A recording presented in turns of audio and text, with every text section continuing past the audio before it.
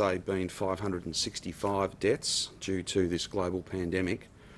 This is an increase of 41 on yesterday's update. However, 33 of those deaths occurred prior to yesterday, and 8 of those deaths occurred in the last 24 hours. Of course, our thoughts, our prayers, our best wishes and our sincere condolences are with each of those families. I can provide some breakdown as to that group. 3 males and 4 females in their 70s.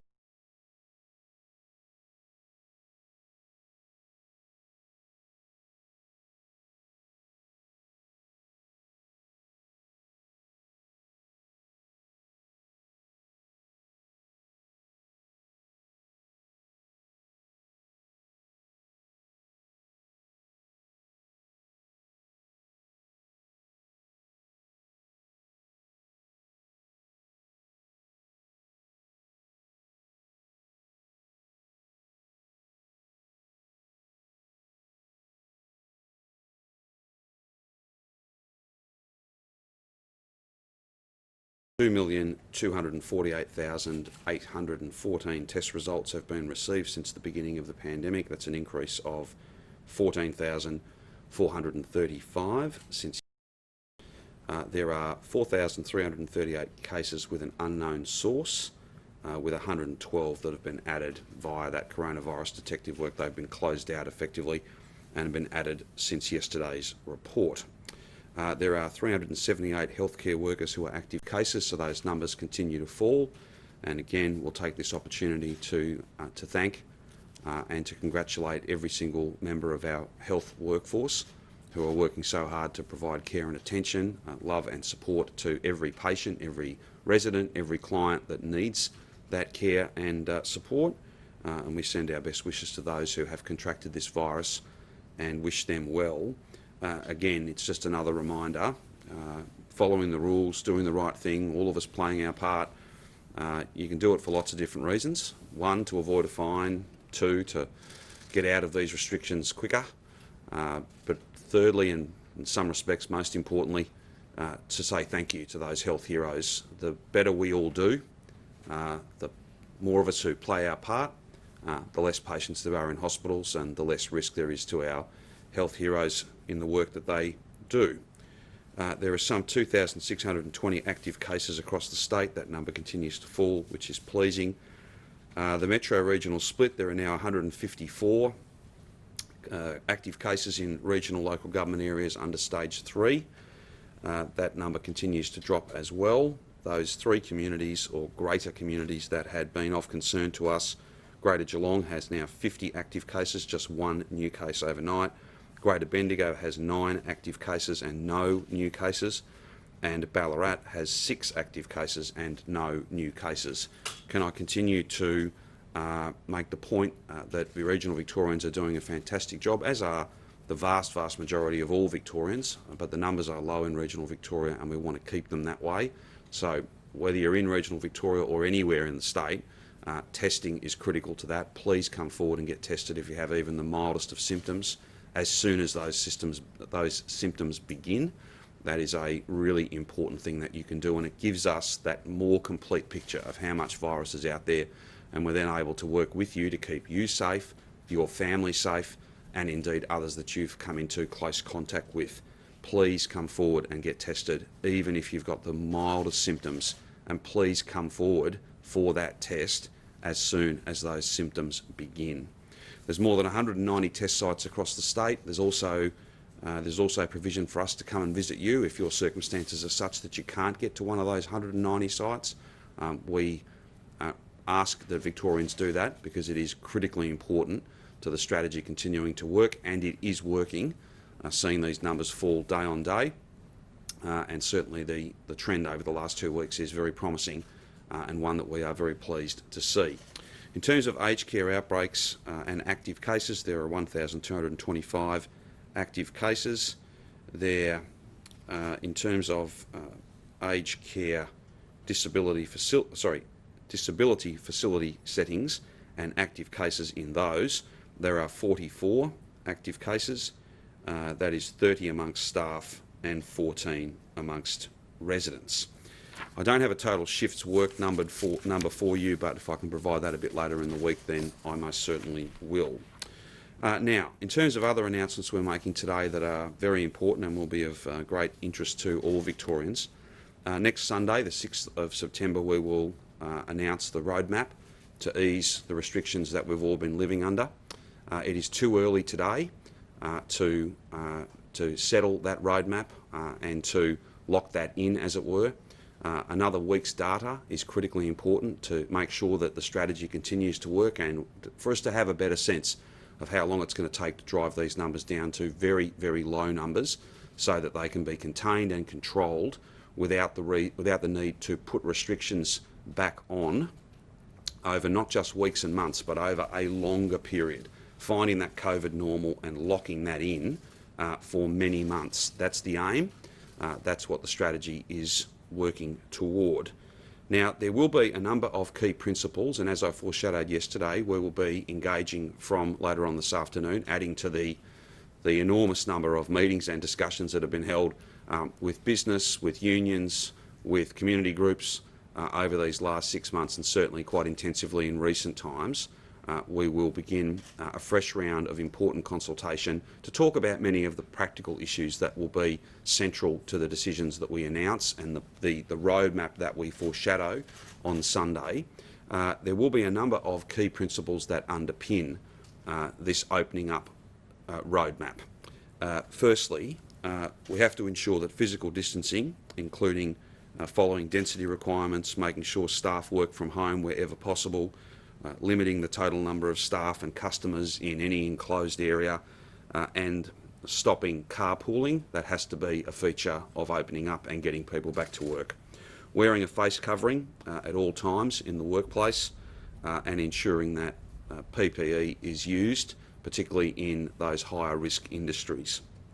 Requiring hygienic workplaces, so things like high touch points being regularly cleaned, staff regularly washing their hands, the availability and the use of hand sanitizer, so on and so forth.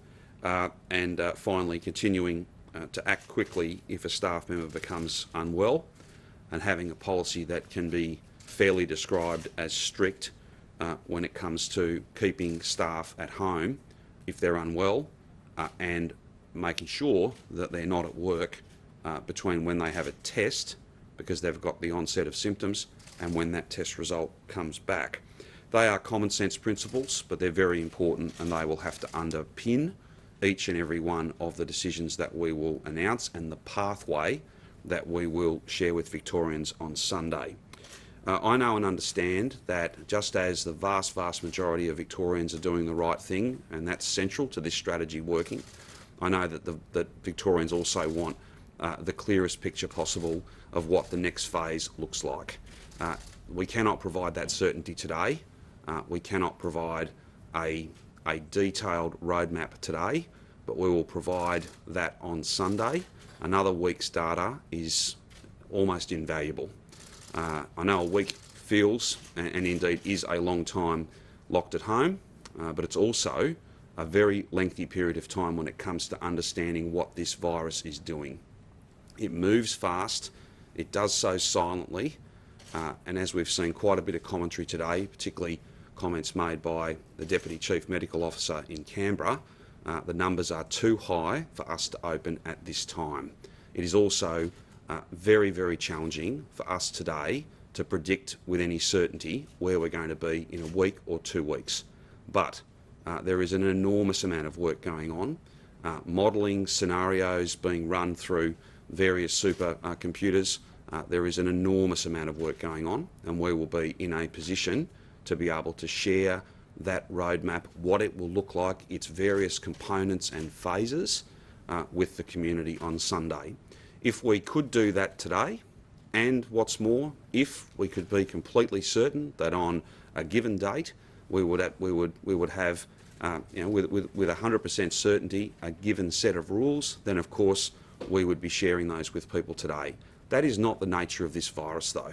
It moves so rapidly, it is dynamic and wicked in many ways, and that's why a further week's data plus consultations on many of the practical issues, I stress adding to the many thousands of discussions that we've already had, will mean that we can put forward a blueprint, a roadmap that has more certainty.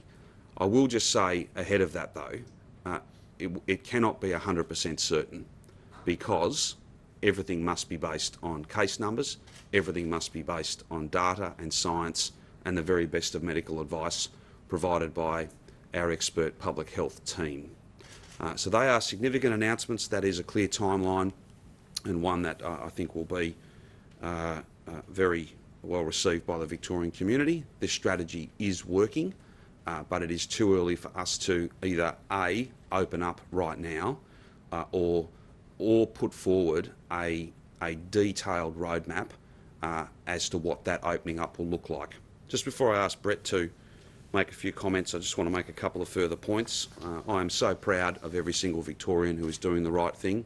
I am deeply, deeply grateful to every single Victorian who is staying the course, who is making their own personal contribution to a strategy that is defeating this virus.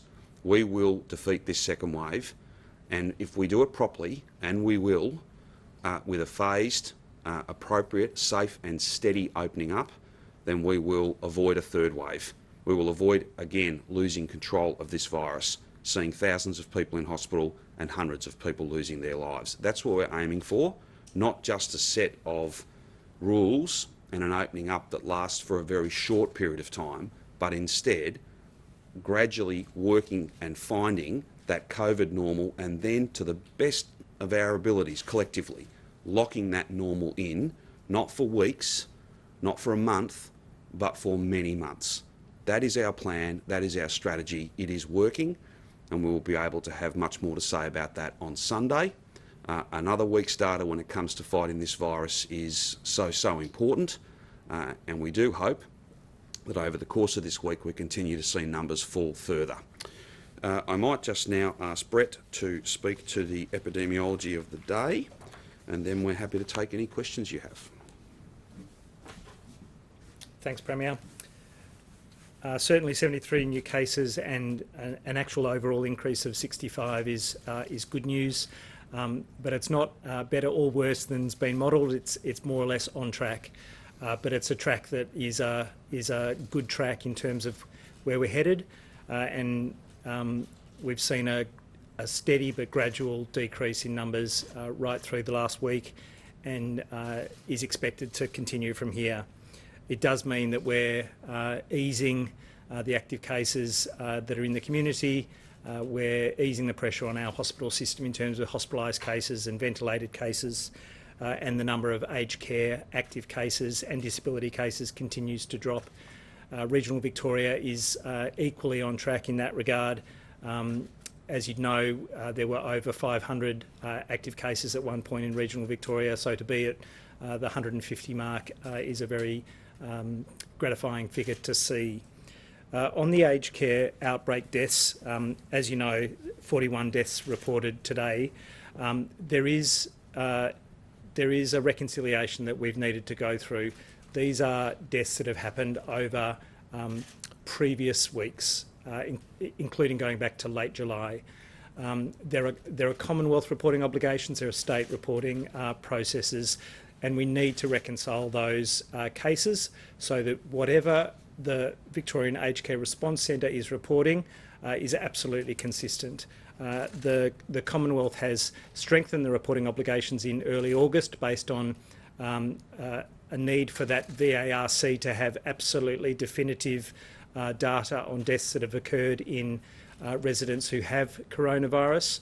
And so in early August there was a mandatory reporting to the Commonwealth that also goes to VARC on that basis. But some of that is being caught up. It is not about deaths having occurred just now or just in the last week. They are deaths that have occurred over several weeks. Of course, all of those deaths have been known to the facility. They've of course been known to the families of those residents. But it is heartbreaking to see a number of that magnitude. But it is a reflection of just how vulnerable those populations are, and why we need to be mindful of the danger of this virus, especially in aged care settings, but also in disability settings and other places where individuals vulnerable to severe illness reside. I'm happy to take questions on that. Professor Sutton, why has it taken so long for those numbers to come in then, and should we expect a further backlog to be coming through in coming days? I think most of these numbers are resolved. I think there will be some facilities that may still have a few cases to be reported through to the VARC, but I don't expect a number anywhere near close to 41 to occur again. But we will continue to reconcile with the Commonwealth numbers and to have a single source of truth in terms of reporting that. Do we know if the majority of those 33 figures have come from one home or anything like that? Is that? I don't know specifically. I don't think so. I think they've come from a number of facilities that have reported just recently. As part of the roadmap out, will that feature, I guess, the backlog of surgeries that have been cancelled, and how do you, there are some people that would have cancelled surgeries and been relieved by that. How do you then get people to have those surgeries as part of getting us back on track? Yeah, it's probably for the Premier to speak to. Thanks for the question. It's a very good one. It's not specifically referenced in the roadmap, but it will be on Sunday. And we will provide not necessarily a definitive date when surgery in different categories will resume. But as you know, Category 1 surgeries and the most urgent Category 2 surgeries, and their categorisations that are made by clinically trained staff, so clinicians make those judgments, and if a patient's condition was to deteriorate and they were to move from Category 2 to Category 1, or from kind of the back end of Category 2 to a more urgent Category 1 case, then of course their surgery happens. We know that many people would have had many thousands of people would have had their surgery done, but this pandemic has meant that just wasn't safe for them, for staff, and of course we had to make sure we had sufficient capacity, enough beds that were open to be able to receive very large numbers of residents from residential aged care and to treat a number of COVID patients beyond that. So we'll get elective surgery back to where it needs to be. It's not an easy decision, certainly not a government like ours that has done as much elective surgery as we have. It's been a priority to get those numbers down and to have more people moving through the system as fast as possible. That's been a real feature of our health policy over these last 6 years. But there will be blitzes, there will be substantial additional effort, and I'm very confident that our surgical teams and indeed the medical teams who support that as well will be up to that task. But I'll have more to say about that at the appropriate time. Premier, is it possible that stage 4 will be extended beyond September 13? We can't rule out settings in 2 weeks' time. It's very difficult to know what those settings will be. They'll have to be guided by the data, by the science, and by the very best medical advice. What we'll provide on Sunday will be the plan that we intend to put in place, the plan that, all things being equal, we will put in place. But again, it's never been my habit or my practice to be making commitments that we can't keep. So everything has to have that asterisk next to it. And I know that's deeply frustrating. It's frustrating for all of us. But as the Deputy Chief Medical Officer has noted today, as Brett notes, as we all, I think, deep down we know and understand, that if we were to open up with numbers anything like what we've had, even with a really positive trend, then those numbers will explode and we will lose control of this again. And instead of having that long-term, stable COVID normal where businesses can return, where customers can be out there purchasing, where workers can get back to work, where profitability can come back to so many businesses, so lives being saved and livelihoods, we won't have that. We'll have a seesawing effect where the rules are on and off.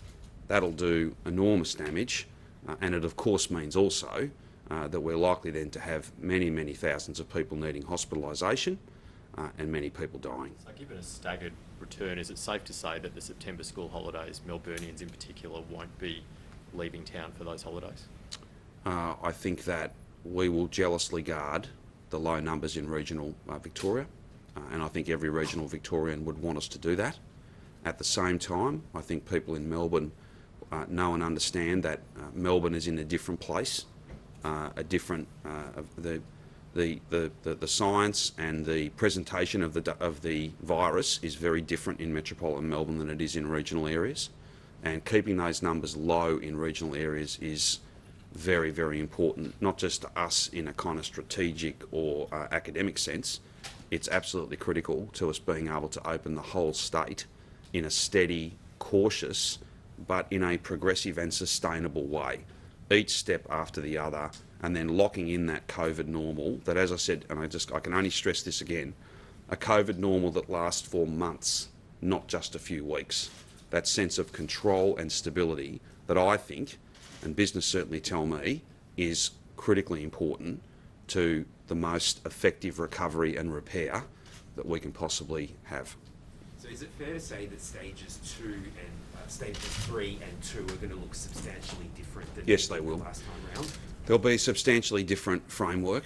This will be much more around a traffic light system, and we'll move through different phases.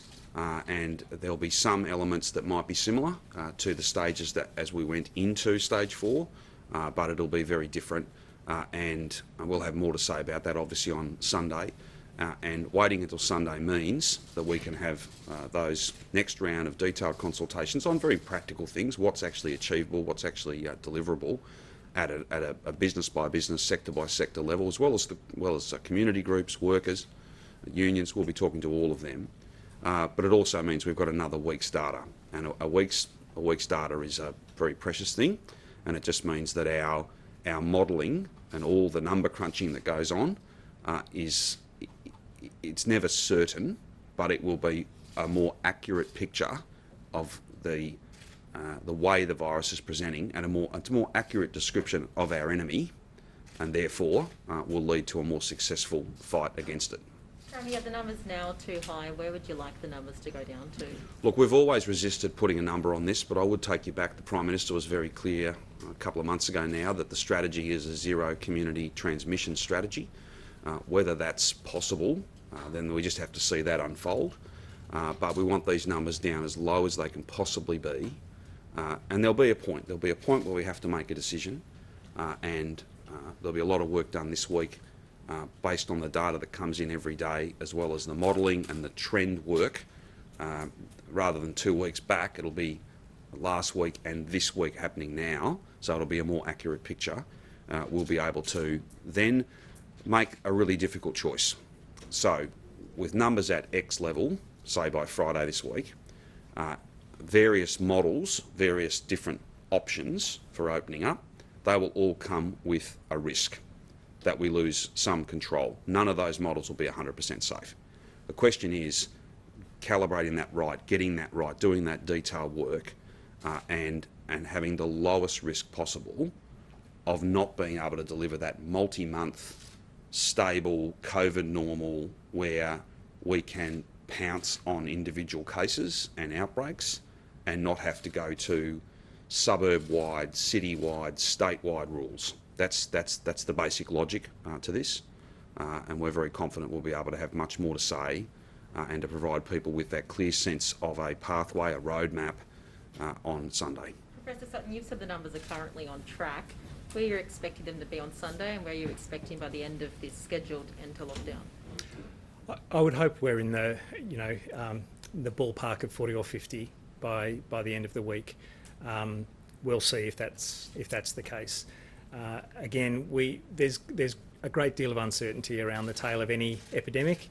We're in a wave that is more complex than the first one we tackled, that was international travellers and their close contacts by and large, with a little bit of community transmission. We've had substantial community transmission, but as we get down to the 60, 70 numbers, we know that the number of mystery cases, community transmission cases where we don't know where they've acquired it, is getting to single figures. That gives us a little bit more confidence that we can get on top of it. And with the smaller numbers, we'll have greater and greater clarity around where the transmission is occurring. Of course, what we don't know is where we can't see where transmission is occurring. And that's why the call for testing is so critical every day, and why the call for people to hold the course, even as we get to very low numbers, is also so absolutely critical. Because holding the course is exactly the thing, when we're getting down to those very low numbers, that means that we can look at a summer that has some familiarity to us, where we can see friends and family, where we can go out to dinner, where we can have a Christmas dinner together, where we can enjoy those sunny days. So the pain that is happening every day now, we're all fed up with it, absolutely fed up with it. But holding the course, even as we get down to these very low numbers, is absolutely critical to get that control that we can be confident that we'll maintain. And our contact tracing now is at a point where every case is contacted within 24 hours. Almost every case is interviewed within 24 hours. The only ones that aren't interviewing are the ones who aren't picking up the phone and can't be found at home, or who are aged care residents who are a known part of an outbreak, who are demented, who can't be interviewed. Every close contact is contacted within 48 hours. So we've got a robust contact tracing that's been built over time and is now, more than enough capacity for the numbers that we're seeing.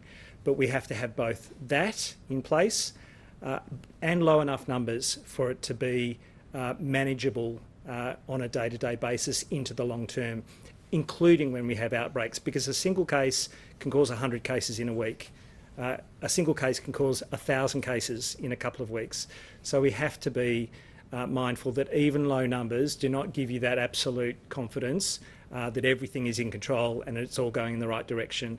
Those critical settings are the ones to keep an eye on, and we don't know what we don't know. So testing has to happen, and those difficult to identify populations who may or may not be stepping up for testing, who may or may not be presenting for care, are also ones that we need to understand and reach into. I don't know if this is for you or for the Premier, but do you anticipate many businesses are going to have to make changes on top of what they'd already made before we entered stage 4? I think we're certainly looking at strengthening. These pillars are part of a really strong and embedded, multifaceted risk management and prevention strategy for each and every one of those businesses. They are definitely a step up in terms of the routine requirements of every business to manage that risk. And of course, they'll be different depending on the risk profile of all of those industries. But I think every single work setting needs to understand that there'll be some basic requirements that will very strongly want to be in place all of the time and across the board. Look, I think that, for instance, if you look at some high-risk workplaces like meatworks, abattoirs, I think the notion that they would go back to kind of behaviour and practice that was pre-COVID, that won't be happening. Some of the stuff they've now embedded, and we're very grateful to them for doing it, I think that will be a feature, be an enduring feature. When it comes to cafes, bars, restaurants, pubs, I think that the improving weather and the part of the year that we're moving into does give us some options that we simply didn't have last time. So the notion of more outdoor eating, more outdoor service, and we're looking at that very, very closely, and we'll be having very detailed discussions with that industry, just as one example. But we want, throughout the course of the weeks and months to come, we want to get as many people back to work as quickly as we can, but it's got to be done safely, and it's got to be done based on the expert advice about what can be done at what speed and still maintain control. There is no economic benefit in doing this too fast and simply finding ourselves in a month or 6 weeks' time back in a situation where we do not have control of this, and what that will essentially mean is that all the hard work, all the sacrifice, all the pain that people have endured and are enduring now will have been worth nothing, and I just don't want that outcome. If I could provide a 100% certain roadmap today, then I would, but that would not be responsible, frankly, and that's not the way that I operate. How do you make sure that we are engaging with... I'll go here. Sorry, and thank you. How do you engage with those communities that we perhaps didn't engage with before while easing restrictions to make sure that we do know what's happening? Sure. Look, I think through the course of this second wave, we have engaged with all those communities that needed to receive messaging in clearer terms, that needed to have a greater sense of ownership of this challenge. I'm confident that that community engagement, whether it be faith appropriate, language appropriate, culturally appropriate, I think we're in a much stronger position now than we've ever been. And that is, I think, reflective of effort, but it's also reflective of community leadership. So there are many, many people who've really stood up, and we're very grateful to them for playing their part in helping us to get those messages out. And the third thing, of course, is when you are dealing with return travellers on the Mornington Peninsula being a main feature of the first wave, then you're hardly going to be spending the same amount of time we have this wave speaking to multicultural communities in the northern and western suburbs. But I think we're better for that now, and we're stronger for it, and I think that our response will be even better coming out of the second wave. But again, only if we've properly defeated the second wave.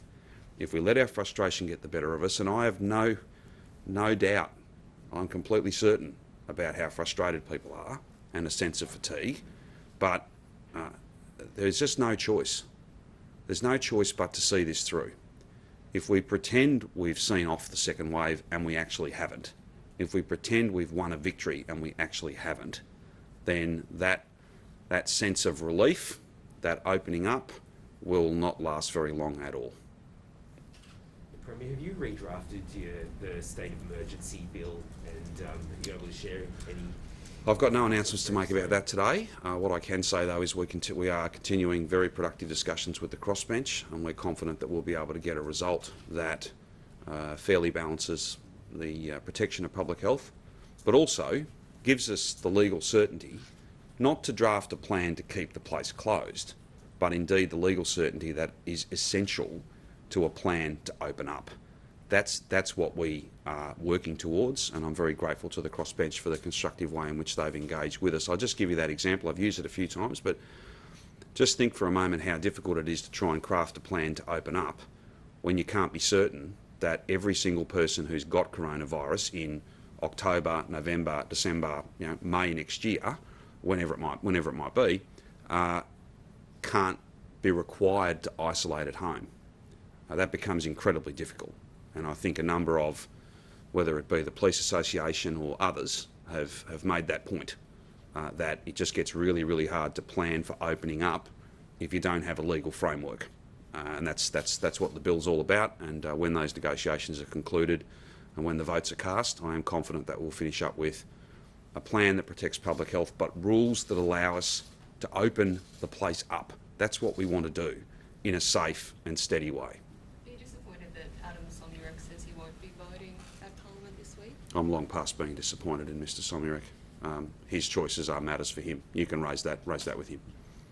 Professor Sutton, just back to these deaths. You said that it's possible that a further backlog could come through in coming days. Are you aware of any more deaths that haven't been reported as yet? I know there are a number. I don't know the exact number because they haven't been formally reported to us, but I know that there's still some reconciliation between numbers that have already been reported to the Commonwealth that I expect will reconcile in coming days. So should we expect more days of 40-odd deaths? No, I don't think so. I think there are a small number that are still outstanding, but that they'll come through and we'll reconcile them and we'll have a single number every day going forward. So the current death toll of, I believe it's 530 something, obviously isn't accurate at the moment then? So we have to see what gets reported to understand exactly what is counted, again, with a single definition between Commonwealth and state governments on exactly what that number is. I think there are a small number of outstanding reports that need to come through to reconcile. Can I just add to that by just, again, reaffirming for everybody so there's complete clarity, our government, the federal government, public providers, private providers, officials, agencies, they're all working together as closely as possible with one focus, and that's simply to provide the very best care and support to residents, some of whom become patients because they need to be transported to hospital, some are treated and cared for in place, and of course their families. That's our clear priority, and that won't change at any point. So there's no sense of critique or commentary or criticism. We just need to reconcile those numbers. But we thought it was appropriate to put some context to that number today They are not all people who have tragically passed away yesterday, albeit even one death is one death too many. But we thought it was fair and reasonable to make that point. But don't anyone read into that anything other than all governments, prime ministers, premiers, all of us, we're all working together. Premier, are you aware of any comorbidities in the latest cases? Not that I could go to, no. I think that when you look at, you mean in relation to deaths? Yeah. Look, I think it's fair to say, it's not for me to offer a medical opinion, but that we've made the point many, many times that for many people, the vast majority of people in residential aged care, there will be some underlying health issues. They range. There can be some that are very mild and minor, and others will be much more acute and chronic. That's just a statement of fact. That's not a value judgment. But that's what makes those communities and those cohorts as vulnerable as they are. As to the degree to which the virus has contributed to them passing away, they're not matters for Brett or I. They could be matters for the coroner, and I think Justice Kane has made it clear that he's doing some work to that end. Highly experienced principal today was reported. Sorry, a highly experienced principal today was reported as saying that some children in prep may lose more than half a year's worth of education because of missed school. Yeah.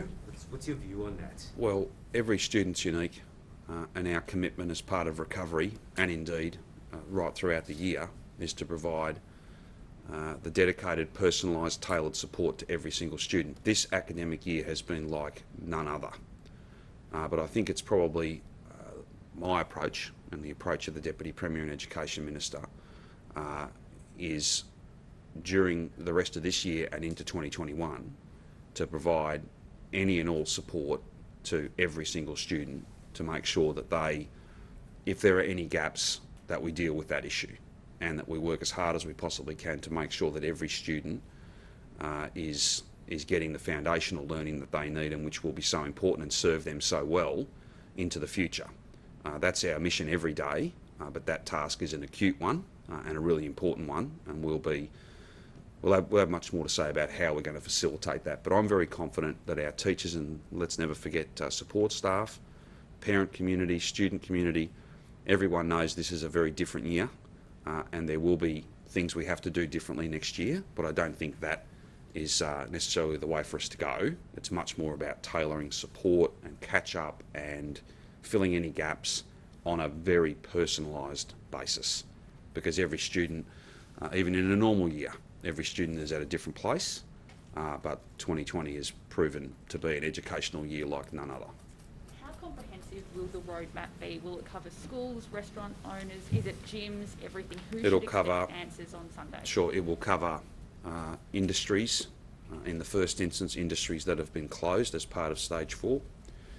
It'll then cover all the usual settings that we've all become well and truly accustomed to, things like the cafes, bars, restaurants, retail, personal care, all of those sorts of different categories that we've used.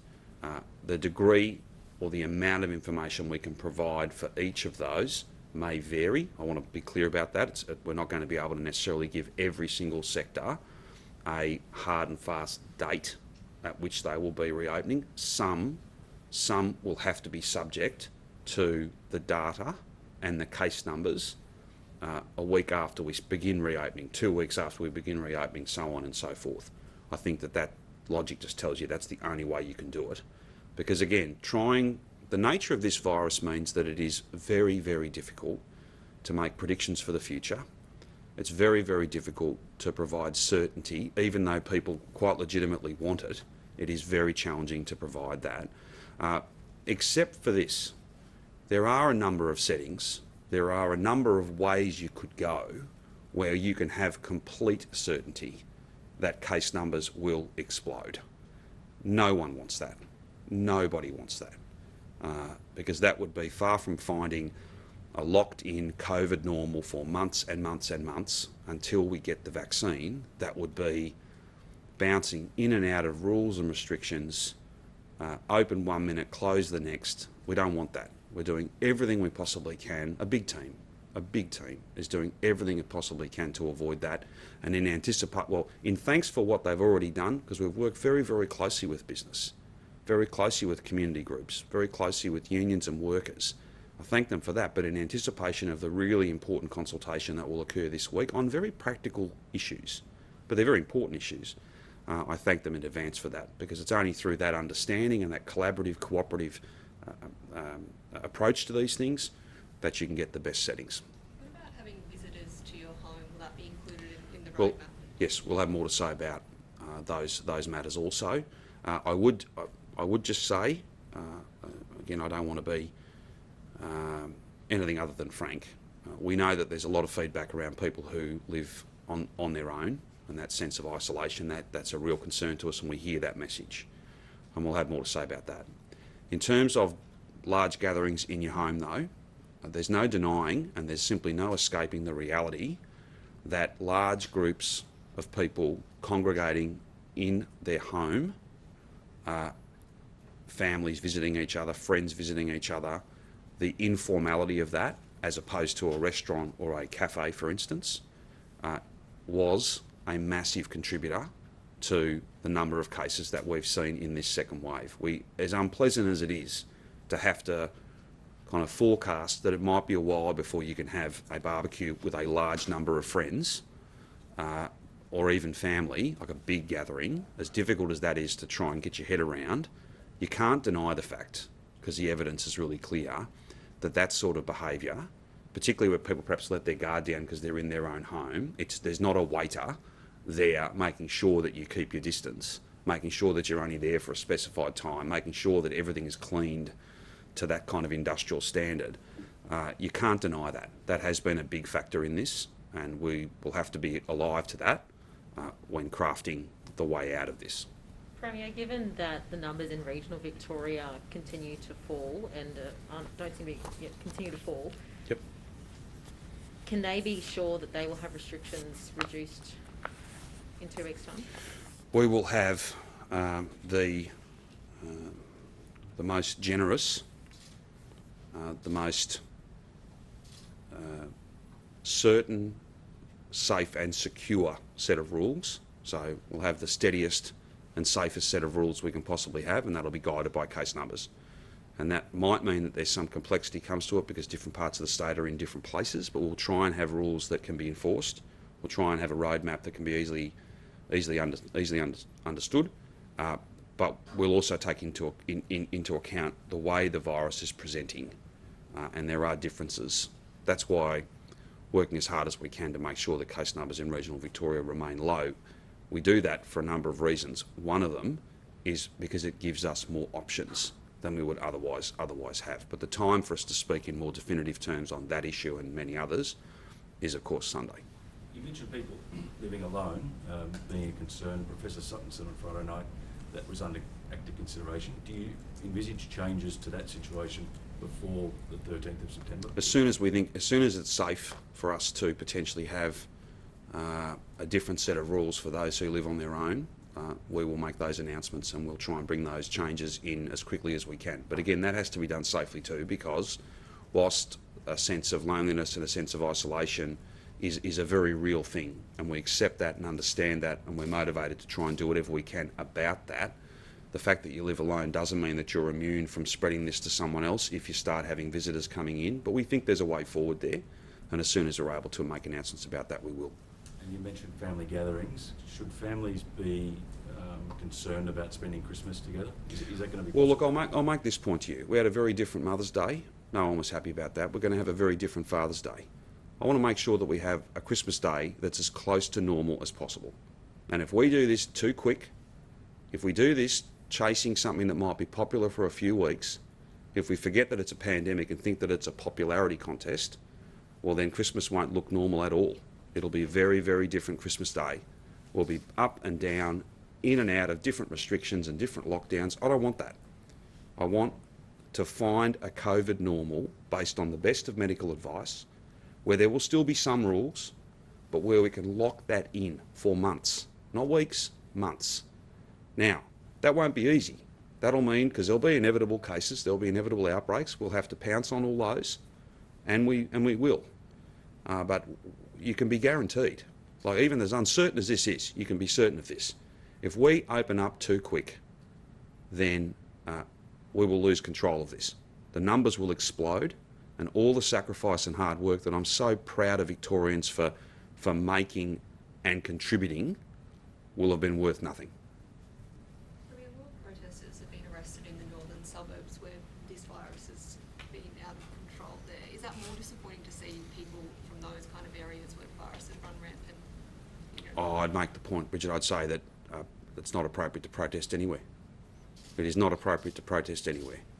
And, you know, it disappoints me more than anything that the behaviour of some of those people takes away from the amazing work, the absolutely amazing work that the vast majority of Victorians are doing. And I just don't think that's fair. They're the people we should be focused on. So it's not a criticism, but we should be focused on those Victorians who are not enjoying this, certainly not, but they're getting the job done. I'm proud of them, I'm grateful to them, and there'll always be some who do the wrong thing, but no matter what your postcode or what your purpose, protest is not safe, it's not smart, it's just not right, because it potentially puts at risk everything that people have worked so hard to achieve. What do you make of the Treasurer Josh Frydenberg's comments this morning? He said the situation here in Victoria is the biggest public policy failure in living memory by a state government. I'm not here to argue with Josh Frydenberg. I haven't got time to have an argument with him, or a debate, or even a discussion. I'm very focused on getting the job done. Are you disappointed though? Does that widen the gap between What the federal government's stance and your stance? No, what I'd say, the things that I'm disappointed about, the things that I'm motivated by, the things that I'm concerned about are driving these case numbers down.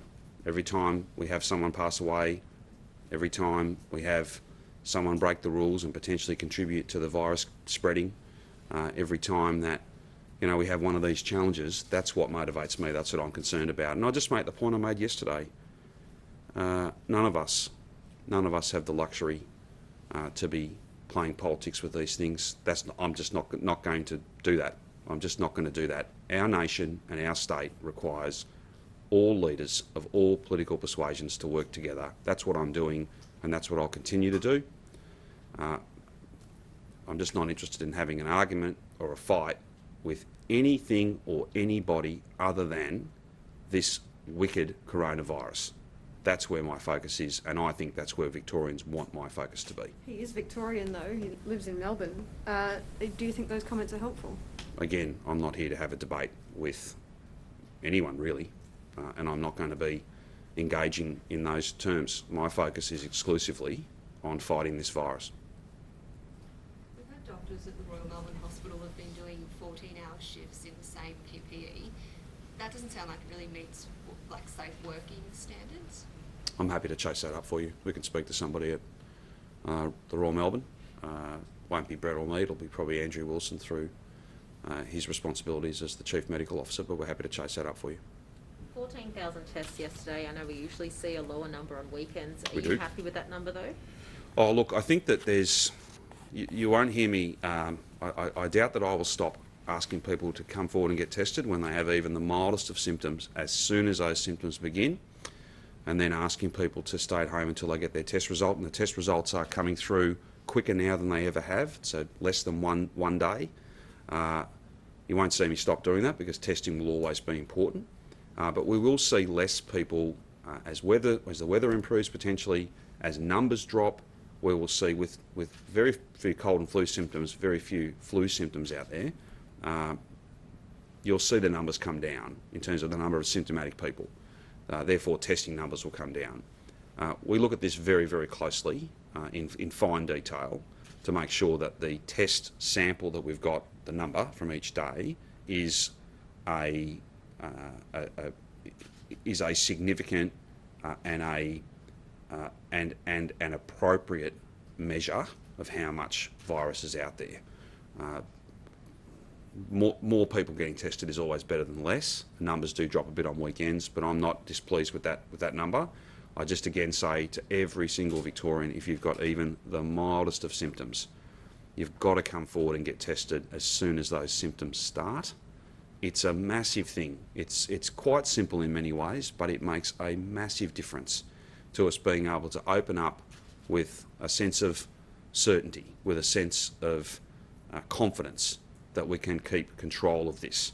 So please, no matter where you are, no matter what your circumstances, there's 190 sites. If you can't get to one of them, we'll come to you. Getting tested when you've got even the mildest of symptoms is absolutely essential. And that's why we're so grateful that even on a weekend, even when perhaps many people were focused on doing other things because the weather was better, we still have had the best part of 29,000 tests over the course of the weekend. But we want those numbers to stay as high as possible and to be a true reflection of the number of people who've got symptoms right across our state. Any other issues? If not, thank you, and we will see you tomorrow. Thank you very much. Thank you.